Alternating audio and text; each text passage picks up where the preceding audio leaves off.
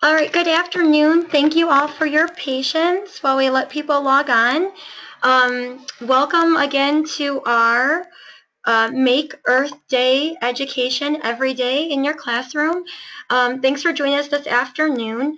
For those of you who are new to this platform, we want to let you know you can type in your questions or comments in the question box, and we'll be happy to answer as many questions as we have time for at the end of the webinar. So hopefully you see those questions in your toolbar. For those of you who didn't do this already, we do have handouts for you to download that are related to the webinar. And so we're going to get started. So to start, we'd like to introduce ourselves. My name is Kim Corona. I am HEART's Senior Program Administrator. I've been a professional humane educator for over 10 years, and I've been with HEART for over 7. I've taught humane education students in grades K to 12, led humane education trainings for educators and activists, and helped to develop programs and resources for educators. And now I'm going to turn it over to my colleagues, Mickey and Christina, so that they can introduce themselves as well. Hi, my name is Mickey Kudia. I'm the Chicago Program Manager. I coordinate our program in Chicago and teach our lessons at schools throughout the city. Hello, everybody. My name is Christina Holvershorn, and I am the Indianapolis Program Manager, and I'm also the Youth Program Director at Keith Learning Center in Indianapolis, Indiana.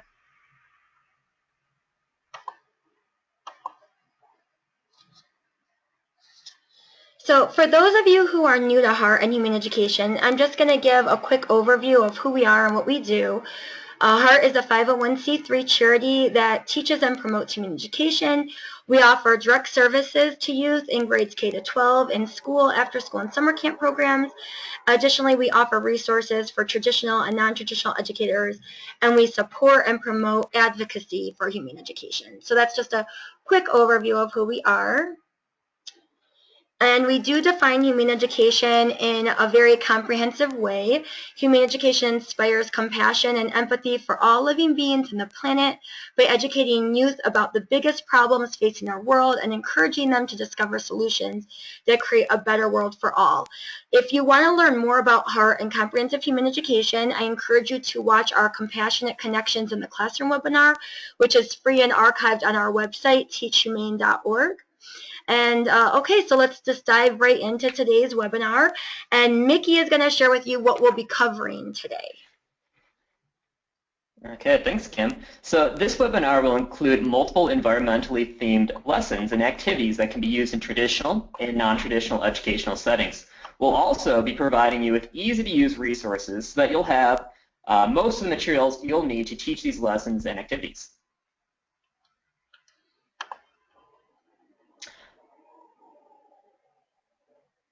A little bit about Earth Day. So it was celebrated on April 22nd, and at the very first Earth Day was in 1970. It is considered by many people to be the start of the modern environmental movement. Even though it started in the United States, nowadays it is celebrated in more than 192 countries. Every year on Earth Day, millions of people take action to help the Earth by cleaning up litter and planting trees. But as we'll discuss, taking action to help the environment can be so much more, and shouldn't be confined to one day a year.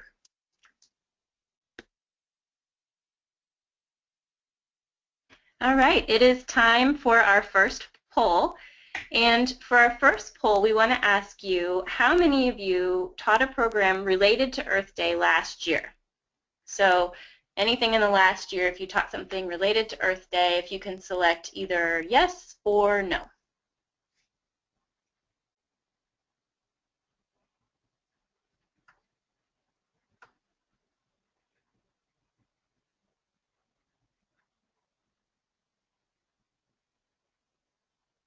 All right, if you can, here we go.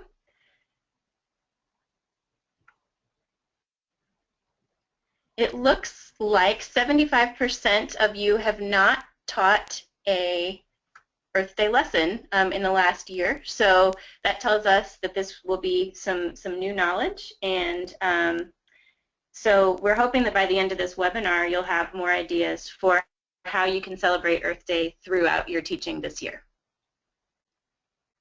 Thanks. And not only do we hope that you'll have resources for celebrating just Earth Day, but ideas for how you can incorporate environmental education into your classroom every day. Connecting lessons to the environment is a great way to create buy-in for a lesson and connecting knowledge to the real world. Most importantly, if we're going to end the environmental problems that our world is facing, we'll need a generation of young people who are well-versed in the topic from learning about it all year round. All right, one more poll here.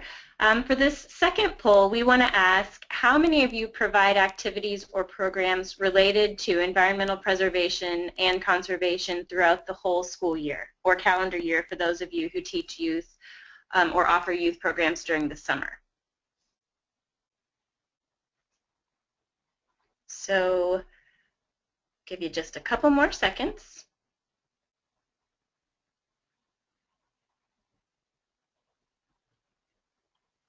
And we'll close this poll. So it looks like 67% of us do not do this throughout the year, and 33% do.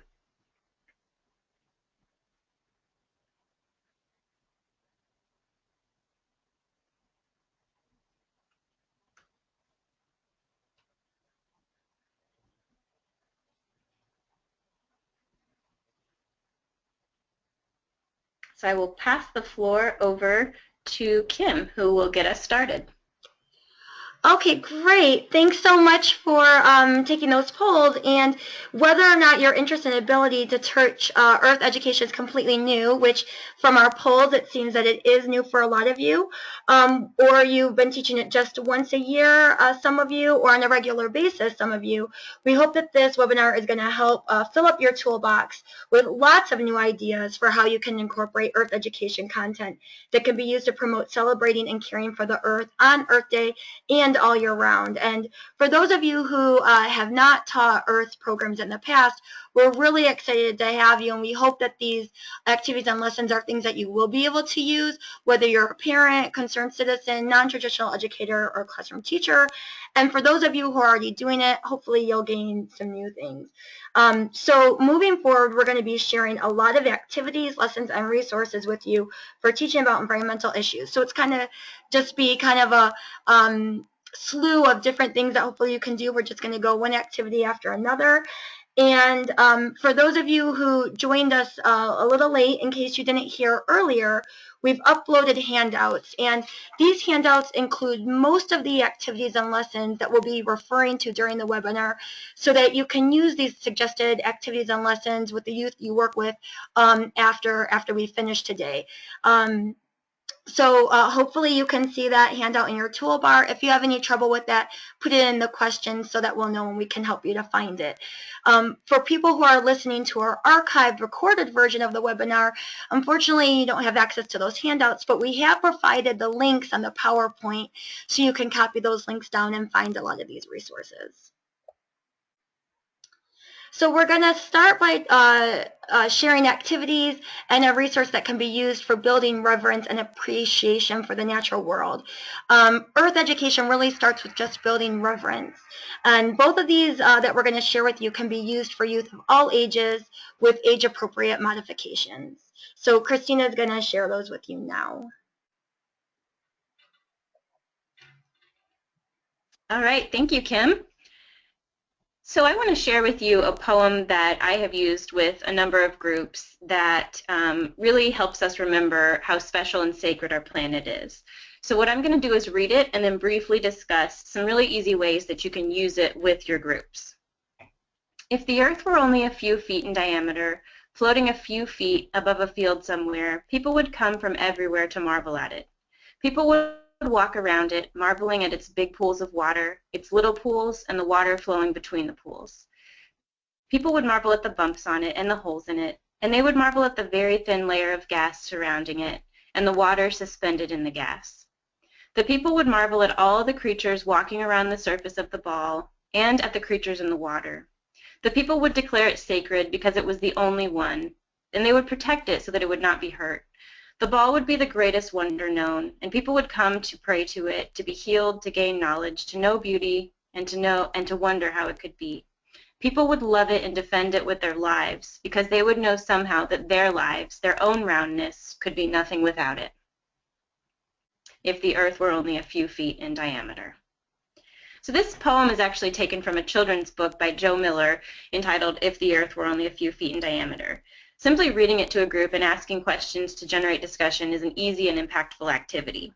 Some useful questions I've used are, is the way that you think about our Earth different after reading this? If so, how? Do you think that others think of the Earth as precious? Why or why not? Do you think the Earth is precious? And what do you think we should do to treat it that way? And these questions are listed as well as a bibliography for the book in your resources. Reading this book or poem is a prompt also to invite children to write poetry or create visual art to convey their feelings and thoughts about the earth. Another fun exercise is to extend the notion that the earth is merely 3 feet in diameter and have your group construct the rules that they'd like to see put in place to protect it. You could take that even further and compare and contrast those rules to the rules that we have in place to connect or to protect our planet now. It's also useful to have them draw what they hear described in this poem. So if you're able to find some large scrap paper and honor the 3-foot diameter size, go ahead and have them create that. Include the animals, the thin layer of gas, the water pools, etc. Having students recreate the earth is useful not only for understanding the geography of it, but as well for building reverence for the planet. And this next activity will take your group outside, which is probably the very best place to build reverence for our planet.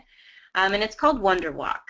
And Wonder Walk is an activity that's available in the resource section of the Institute for Humane Education's website. And it's listed here, but it's also in the document that you received that you can download from our handout section. So to do this activity, the students in your class must feel comfortable with one another. So if you have a student who's not comfortable with touch, you might need to modify it for that student. For the activity, they need to be in a natural setting, such as a park, but you can most definitely do it in a playground setting or anywhere where there are natural elements. Students break up into pairs, and one partner will close her eyes while the other partner leads her around the space, finding the sights, sounds, and smells and touches to create an opportunity to slow down and notice the beauty in our world. This activity is done in silence, and when a partner notices something to share, he or she will tap the partner's eyes so that she'll open them and see the sight. The partner leading can tap the ears so the partner will focus on the sounds in the area, or tap the partner's hands to encourage touching something such as a tree or leaves. The key is for students to understand the guidelines so that everyone feels safe and comfortable. After one partner has provided the other partner with 3 to 5 moments, they will switch roles. And it's useful to allow students to debrief what they've noticed and think through if they feel this level of awareness, compassion, and appreciation for the natural elements surrounding them on a daily basis or not. They will have a lot of insight into why this is a powerful exercise. And having done it ourselves, we will attest that it sounds like a pretty simple thing, but actually doing it does inspire quite a lot of emotion and connection to the natural world. Thanks for sharing those, Christina. And I just want to emphasize, I agree with her. The Wonder Walk is a really beautiful activity, and I've seen it done with very young kids all the way to adults, and it's always really powerful.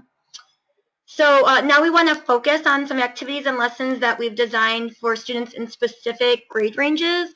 But again, many of these programs can be modified for students of other ages with some simple tweaks. The following activities that we're going to start with are for students in grades K to 2. And you'll notice that a lot of these lessons focus on protecting the environment for the benefit of wildlife. Children, for the most part, really love and care about animals, so that's a really great way to get them motivated when they recognize the connection between protecting the environment and protecting animals, and it makes them really want to take action to take care of the planet. So first, I just wanted to start with this protecting the rainforest activity, and a lot of you might see this and be familiar with this book. It's a book that's fairly common and with classroom teachers for early ed. It's called The Great Cape Oak Tree. It's pretty well known among early education teachers, and it's a great tool for engaging students in learning and teaching about the need to protect trees. So the way that we've used this book is it's written in a way that it's really simple to turn it into a puppet show, and early ed kids love that kind of activity. So the students take on the role of the animals who live in the rainforest and depend on trees for a variety of things. So what you can do is, for all the animals discussed in the book, you can copy pictures of those animals, cut them out, and here I just recycled old toilet paper rolls and turn it into where they can have a little hand puppet. And the students can pretend to be each of these animals that are introduced into the story. They can act out the animal, and they learn about all the reasons that why the trees are important to both people and other species. So each of these animals comes out and says why trees are important to them. They talk about how the trees provide oxygen, how they prevent soil erosion, and how they provide beauty for future generations. Okay, this activity is an ocean journey, and young kids love to role play, so we created this lesson where youth imagine that they turn into fish and they take a journey into the ocean. While they're swimming, they meet a fish who's concerned about all the strange objects that have been entering her home. And here you can see Mickey's teaching this lesson with a fish puppet to the kids. And the fish asks the children about the items and where they came from. The fish asks the students to help her protect her friends, and the ocean. Upon returning to land and becoming children again, the students think about ways that they can reduce waste from entering the ocean and how they can help to spread the word to their friends and family. This next lesson is called Plastic Planet, and it could be taught on its own or as a follow-up to an ocean journey. It focuses on how plastics are taking over the ocean and harming marine life, but from a wider perspective than the previous lesson. We've provided the link here to a video that we're going to refer to in this lesson. It's also on the handout. So to start this lesson, you want to ask students to collect bottle caps and tabs for a week or two in advance. And as they turn them all in, you're going to collect all those caps and tabs into a bag. And then you're going to dump all these items in front of the kids and ask them what these items have to do with the environment and wildlife. And you're going to have a discussion with the students about how these small plastic items that might not seem, too dangerous to the planet are often mistaken as food for wildlife, and it can cause them a lot of harm. A lot of times wildlife swallow these items, and because their stomach gets filled with this plastic, they're not able to actually ingest food anymore, and they can actually die from starvation. So with early ed kids, we don't want to go into all the details about the starvation, but just that they're mistaking this plastic for food, and it's harmful to them. So then you want to show them what you mean by the harm that this plastic is causing in an age-appropriate way. And the link to this video that we've provided is a YouTube video called Plastic Planet. It's an animated short that shows the harm caused by plastic to wildlife. And one specific part of it shows how seagulls are eating a plastic cap, and some other animals like a crab gets caught under a plastic container. And the end focuses on personal actions that we can all take to reduce our plastic waste. So then, following the video, you want to show the students how art can be used to bring awareness about an issue and explain that they're going to use art to spread awareness about plastic and wildlife. So this is a picture of a forest that was created by artist Chris Jordan. If you're not familiar with this artist, I really encourage you to look him up. We've provided a link to his work on the handout. So how do you think he made this picture? So just take a guess in your mind about how you think this picture was made. Do you think it was sketch? Do you think it was, chalk? What do you think was used? What medium?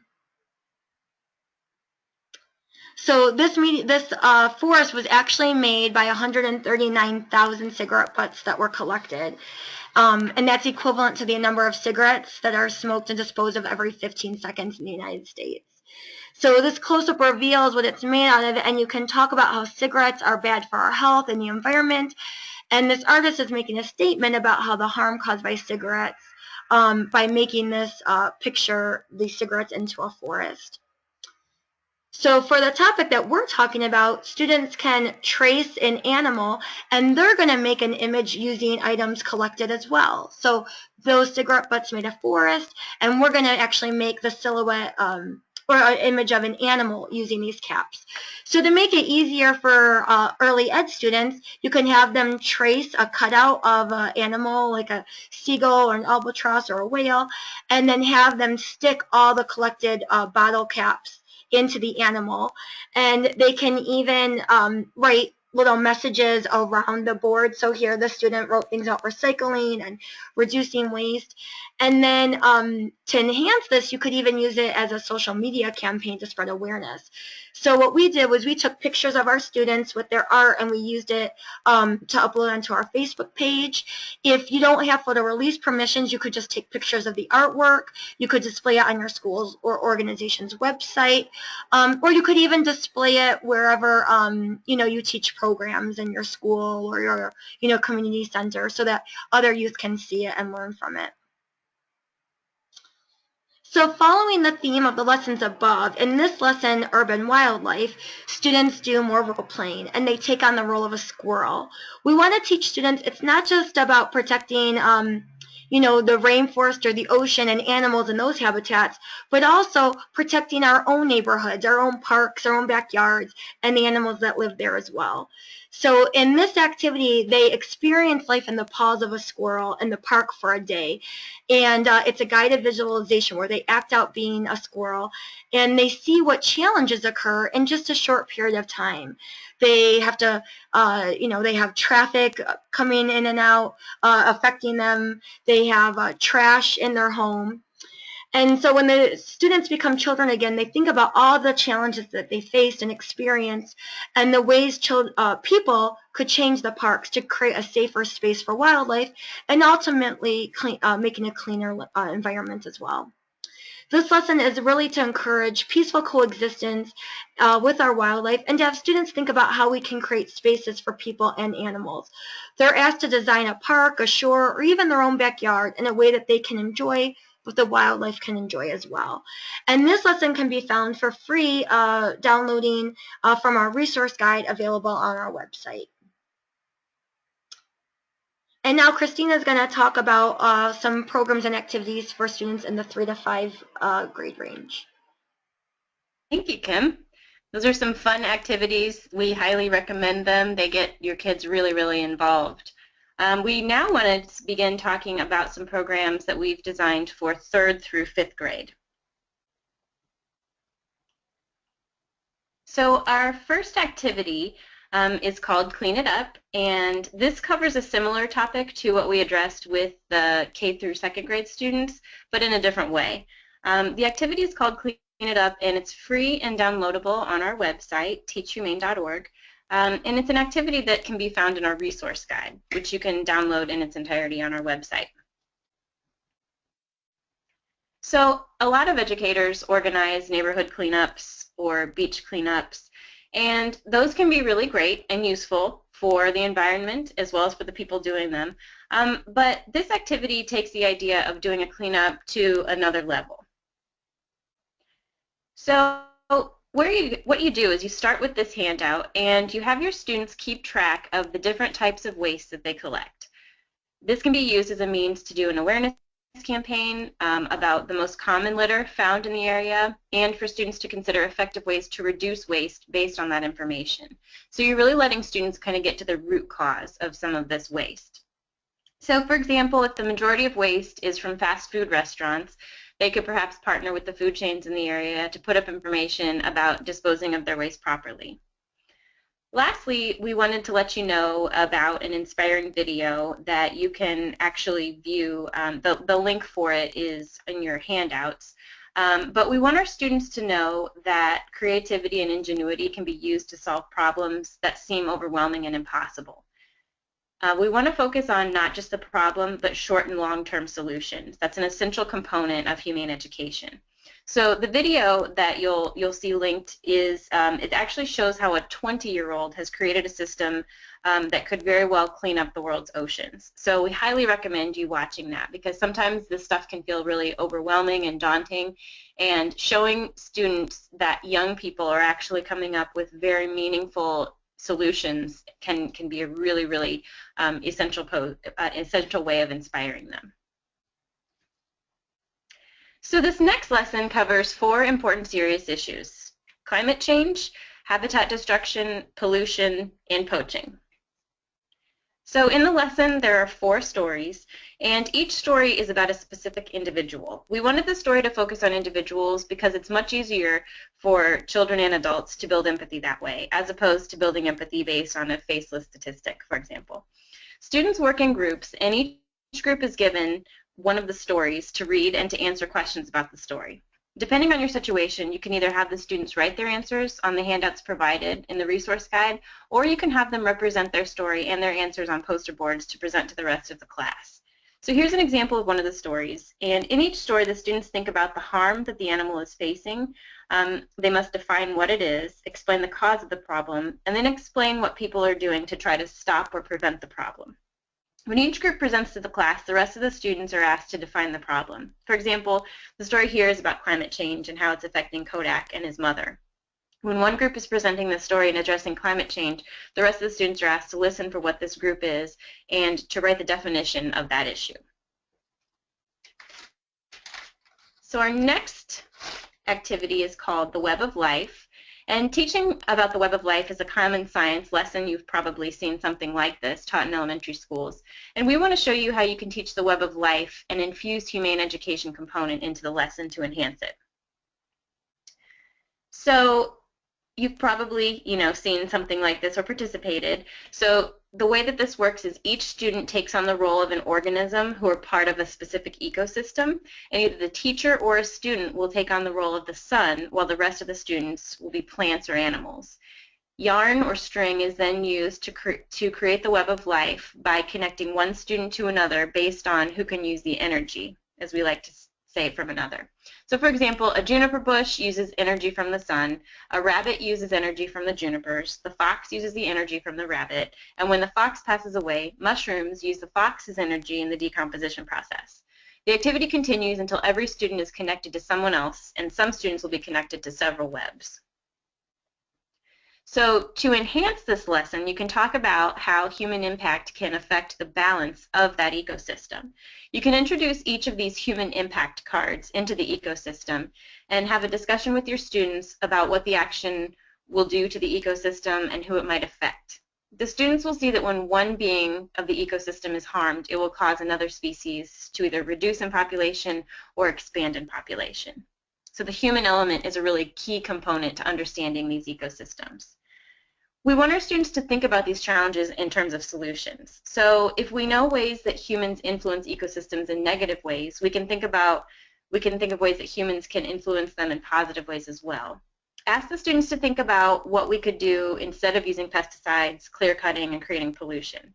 Facilitate a discussion about organic farming, replanting, and sustainable forestry or zero waste. It's important to have honest conversations about all these issues and explain the challenges, and it's important for students to understand why people use pesticides, clear-cut forests, and pollute in the first place, and why other people support organic farming, sustainable forestry, and zero waste. So this next one is really hands-on, and students really enjoy this, and it allows them usually to take something home or have something to use in the classroom. What you do is you start by having students read the ingredients that are in conventional cleaners and compare that to non-toxic plant-based cleaners. You could have them research the various ingredients to learn about the impact that these cleaners have on humans or animals, especially if they're tested on animals, as well as the environment. Have them pay special attention to the warnings on conventional cleaners. I've had a lot of students, when you say, after they've read what these warnings are and you ask, would you want these kinds of chemicals around your little brother or sister, it makes it very real to them. So you can then show them how to make a simple homemade cleaner by using plant-based ingredients. And in this picture we have reusable plastic spray bottles, and then the students mixed a orange-based Dr. Bronner soap with water and a few drops of lavender essential oil. You can also provide them with a handout of non-toxic homemade cleaners that are mostly comprised of vinegar, lemon, and baking soda as the ingredients.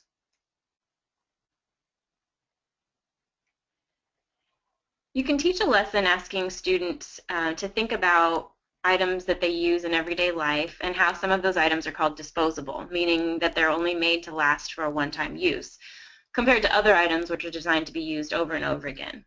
You can show the students various disposable items and ask them to think about an alternative item that could be used to reduce the amount of waste created and preserve the resources used to make the disposable version. Facilitate a discussion about the pros and cons of both disposable and reusable, and explain that disposable items can be very convenient, for example, but they quickly fill up our landfills. Reusable items can save us money. For example, reusing rags instead of buying paper towels every couple weeks. But on the other hand, we have to remember to carry our reusable items around, such as water bottles or takeout containers. We don't always have them with us when we need them. As a culminating activity, you can discuss with your students the number of plastic bags that can be saved from entering the waste stream by using reusable bags each time someone goes shopping. Then have your students decorate reusable canvas bags and decorate them with eco-friendly messages. This is a favorite hands-on activity among students of all ages. And to enhance this activity even more, you can visit this great website, and the link is provided in your handout, but it's an interactive map of the world, and the dots represent which cities and countries have banned plastic bags at stores. So created plastic bag policies or creating disincentives basically for plastic bags to be used. Students can learn about the environment and geography at the same time, and it's nice for kids to see that others all over the world are trying to take initiative with this issue as well. So our next activity is about protecting trees, and we talked about protecting trees with the early education students, so we wanted to make sure that there was a way to cover this with 3rd through 5th graders as well. So you can start by asking students to brainstorm all the reasons that trees are important, and then focus on the fact that trees are home to many animals, including koalas. So there's a link here to a story that was on treehugger.com that became pretty well known a few years ago about a paper company that was clear-cutting a forest in Australia. So by law, the company was required to locate any koala bears in the area. Following that requirement, the company relocated the koala bears and then cut down all the trees in the area. Sadly, while the koalas were moved several miles away, 3 made their way back. And the koala pictured here was one of them. He was blind in one eye, and he simply sat in that cleared area, confused about what had happened to his home.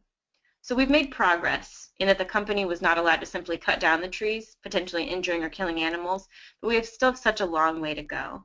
And we think that we know how to manage the natural world and wildlife, but we don't always know the consequences we cause when we destroy an animal's habitat and the fate of the animals after we relocate them to a new space. We want to explain to students that even though this happened in Australia, we live in a global world where products such as paper can be sold anywhere. We explain how consumer demand for products can encourage or discourage the amount of products produced and sold. When we decrease our demand for products, we can have influence over the amount of resources used to create more of the same product. And this can be a really important message for kids because it shows them that every choice they have, every time they consume something, they can do good for the world rather than harm. So it's actually a very empowering message for kids. And as a solution to this situation, we discuss the importance of reusing as a way to conserve our natural resources. And we show students how to make homemade eco-journals. And we made a heart how-to video to show a simple way to make homemade eco-journals. And you can watch this video at the link below and scroll down to Heart How-Tos and click on it. And it will take you to all of our Heart How-Tos, including the eco-journal activity. The covers of these journals are made of reused paperboard from cereal, pasta, or cracker boxes, and the inside is made by collecting one-sided used paper, cutting it in half, hole punching the top corners, and then tying it together with string. And the picture on the cover can come from old calendars or magazines. This activity can be taught to early ed students, but the eco-journal could be a little bit difficult for them to actually construct. They might need a little bit of assistance. And it can be used with older students as well. So I'm going to pass the floor back to Mickey. Thank you. That was great, Christina. So next we're going to discuss activities for students in middle and high school. Many of the activities that Kim and Christina talked about earlier can be modified to work with this age group as well, even though they were designed for younger students. However, once students are in middle and high school, they can be challenged to analyze subject matter that is more complicated and less concrete. These next lessons and activities will reflect these higher level thinking skills and topics. For instance, industrial agriculture is directly connected with many of the environmental problems, such as climate change, water pollution, and resource depletion. One tool to help students understand this complicated topic is the Matrix website. The website has many resources that can be used in the classroom, like the Matrix 360. The Matrix 360 allows the user to scroll around a cartoon factory farm to investigate its many effects on the environment. For instance, when you put your cursor over an image of waste being dumped into a stream, a box pops up and there's information about the 335 million tons of animal manure that is produced on factory farms every year. To use the Matrix 360 in your classroom, you can have the students visit the website, write down the problems that they discover using the resource, and then discuss what they found as a class. Next, we're going to look at a lesson on understanding environmental justice. If you're not familiar with the term environmental justice, it is the fair treatment and meaningful involvement of all people, regardless of race, color, national origin, or income, with respect to development, implementation, and enforcement of environmental laws, regulations, and policies. This is important because the problems caused by environmental issues are not shared equally between all members of society. According to a UN report, low-income countries who did the least to contribute to climate change will suffer the most from climate change effects because they're less able to use advanced farming techniques to cope with droughts or protect their shorelines from rising sea levels. Environmental justice can also be seen at more local levels as well. For example, the issue of environmental justice has also been prominent in the news lately regarding the water crisis in Flint, Michigan, which is a city that is 56% black and the median income is $30,000. To help students better understand this topic, we teach them about a very specific example that is happening in Chester, New Jersey. Chester is a black, low-income community that is also the location of the nation's largest trash incinerator, which burns 3,500 tons of trash every day, causing high levels of air pollution in the city. To give the students background information about this issue, we show them a video, which is a condensed version of the documentary called Laid to Waste, and that link is in your resource guide. After giving students a concrete example of environmental justice using the video, we have them participate in a role play which allows them to delve into the complexities of this issue. The scenario for the role play is, Superior Plastic wants to build a new plastic manufacturing plant in Bronxtown. The factory will create up to 500 new jobs. Most of the jobs will be lower paying factory jobs, but there will also be several higher paying management, technology, chemistry, and administrative positions. The average income of people who live in the neighborhood of the proposed factory is low, and many people are struggling to find work. The city councilor is hosting a hearing to give each stakeholder an opportunity to plead their case. Some constituents are in favor of building the plastic plant and others opposed to it. So in the role play, what the students do is they're assigned to be different stakeholders. For example, they might be a member of the community who does not want the factory built because they fear for their children's health, or they might be an unemployed worker who wants the factory built because it will give them a job that they need. Students must debate the issues as their characters during a mock community meeting.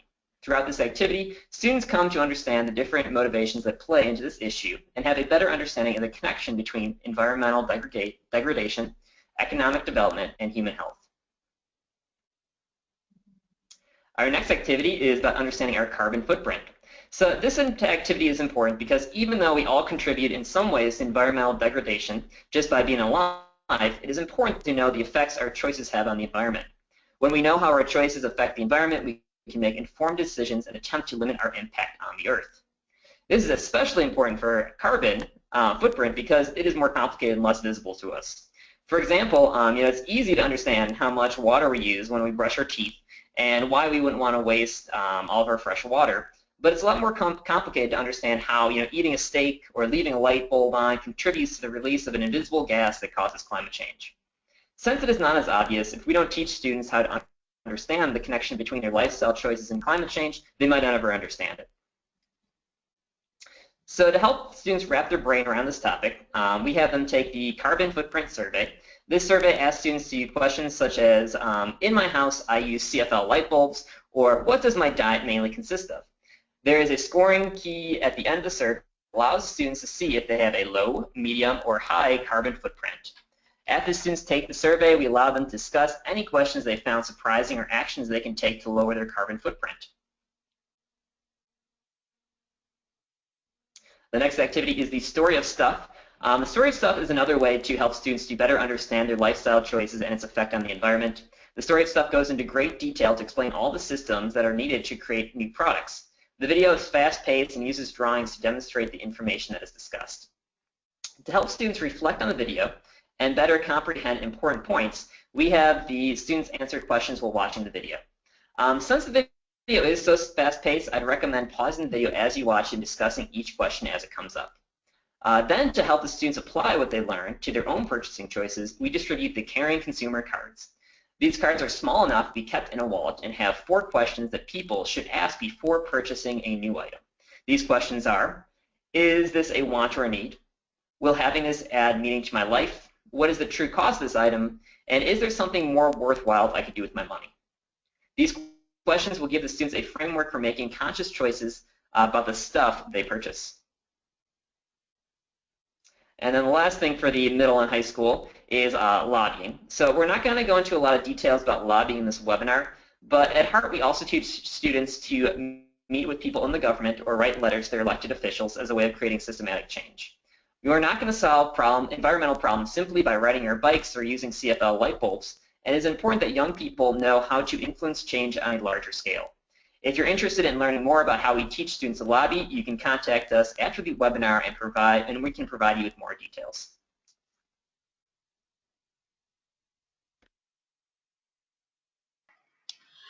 Mickey, thanks so much for sharing all those activities. That was great. So one of the best ways that we can teach students about environmental conservation is not just to teach them lessons about it, but to actually incorporate eco-friendly practices and earth reverence practices into everyday classroom and school habits, or with our own children. So when we're going to share some suggested ideas with you, some of these ideas are really easy to implement, and they're things that you might be doing already. And some of them will be a bit more challenging, but they're just suggestions to keep in mind.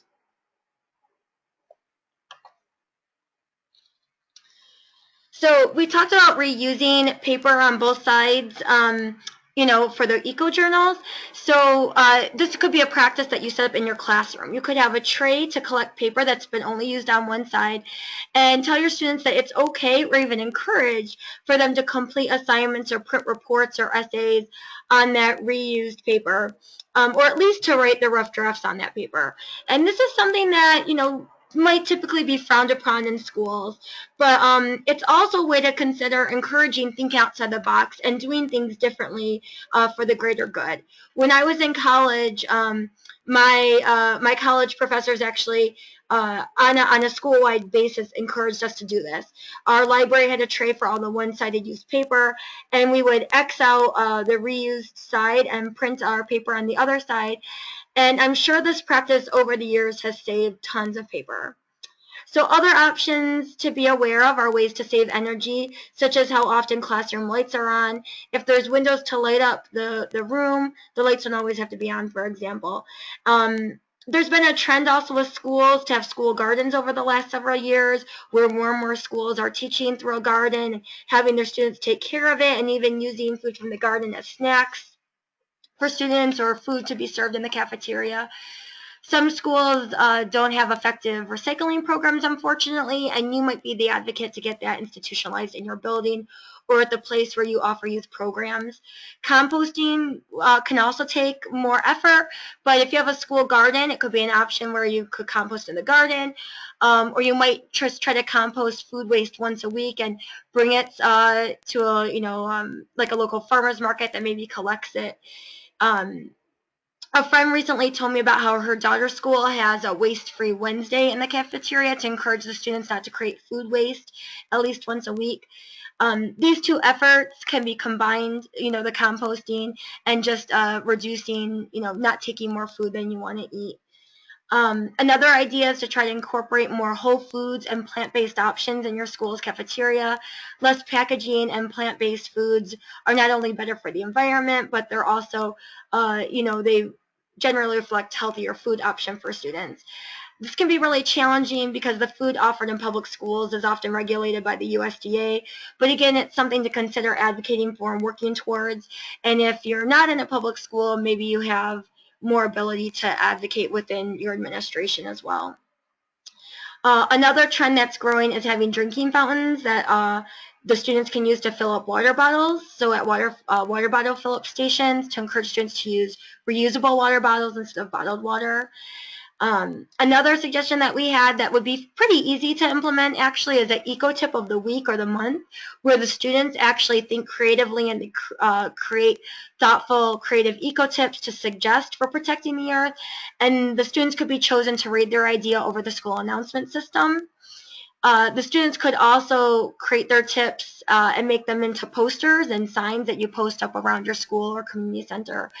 And again, I know some of these ideas like turning off the lights, just recycling things, they might seem small, but it's a way to start these habits early so that students start really thinking about how protecting the environment as part of their everyday life. And hopefully that will expand to wanting to help create policies that could have really big environmental changes. So, it's living with our own integrity and also trying to create larger institutional change. Thank you, Kim. I'm going to chime in here with a few more ways to really ensure that we're taking advantage of the myriad of potential learning opportunities on the topic of environment. So one important way is simply to keep updated on environmental research and current events. I think all kids should know that last year was our hottest year on record. That's something that is not talked about a lot, that kids find fascinating, and then there's a lot of important learning that can then take place about climate change. Also working with kids to set up biking, walking, and carpooling options to school. Some schools have group rides with parents accompanying them for safety. And also making outside time and reverence building for nature a key part of your day for students. Outside time is good for kids, and it's good to help for them to create an appreciation for the outdoors.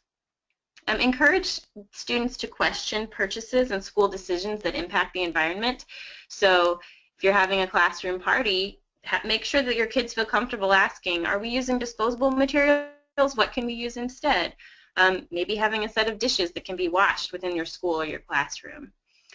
Creating a classroom where students celebrate the ways that students exhibit care for the planet. So creating a place where it's safe and encouraged that someone might be wearing used clothing, where somebody might be using pencils until they're tiny, or like Kim talked about, where people are using paper over and over again. That takes some work to get kids to break out of the mindset that everything has to be flashy and brand new and just like they may have seen on commercials. But creating that climate will really make it easier for the kids themselves to express their concern for the planet. And creating class habits that celebrate the earth and wildlife. So giving appreciations for the resources used, for the growth of spring flowers, for the resilience of the wildlife we observe. And one last thing, and I've learned this a lot in the last few years. I've been doing an environmental camp called Climate Camp here in Indianapolis, and one of the things that I'm reminded over and over again is to listen to the wisdom of youth. Kids have really coherent, clear ideas, and a lot of the time adults really need to sit back and listen to them and be open to their ideas and their passion. Thank you. So we also have some resources that we'd like to recommend. On our website, we have a humane book list that has summaries of children's books that we use in the classroom. We also have a few of our favorite environmentally themed children's books listed here. The resources guides that we have up here are Earth Education, Material World, and A People's Curriculum for the Earth. They're all excellent resources guides for educators who want to teach about the environment. And finally, the Institute for Humane Education, the NAAEE, which stands for the North American Association for Environmental Educators, the STEM Connection, and Global Green are organizations with environmental education resources as well. The North American Association for Environmental Educators website also has standards for environmental education, which is very helpful.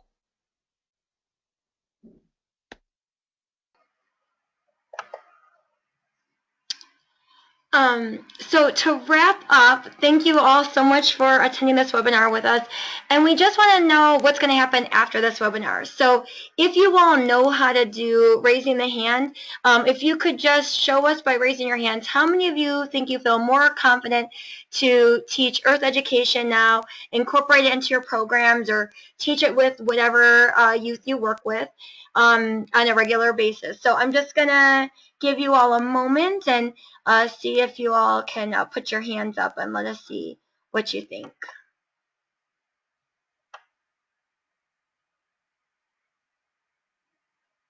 Okay, great. Thanks so much. So it looks like most of you definitely feel like you're going to be able to do more. So we're always really excited to hear that. We definitely hope that you can take these activities and resources and use them with youth that you work. And, we just want to let you know, we share things that we've used. So all these activities and lessons are tried and true. There's things that we've used with kids and seeing them get excited and motivated and interested in, helping the planet and helping wildlife. So yeah, thanks for showing your hands.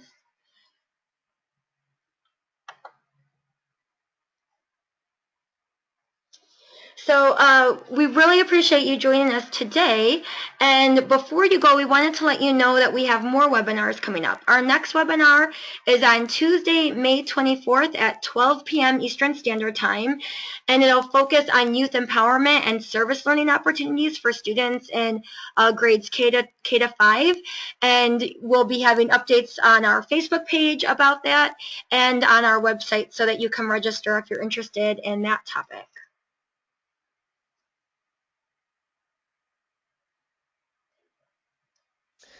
Thank you all again. So we have about 4 minutes left. If you would like to ask any questions, this is the time you can do it. You can ask the questions by typing them into the chat box, and then we can discuss it.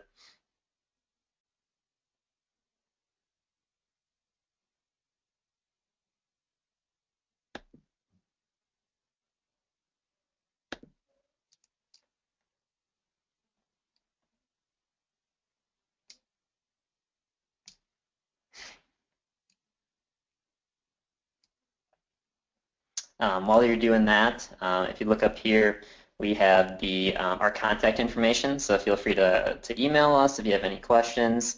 And then also, after this webinar, we're going to be sending out a survey, and it's really important that we'd really appreciate if you take the time to fill that out. It'll help us improve this program, our webinars, and other resources that we create. So please take the time to do that survey after the webinar ends.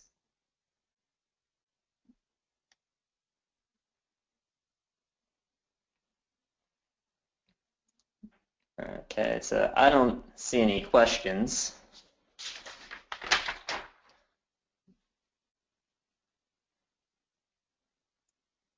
So I think we'll be completing the webinar. Thank you again for taking the time to come to this, and like I said, please fill out that survey at the end of this. Thank you.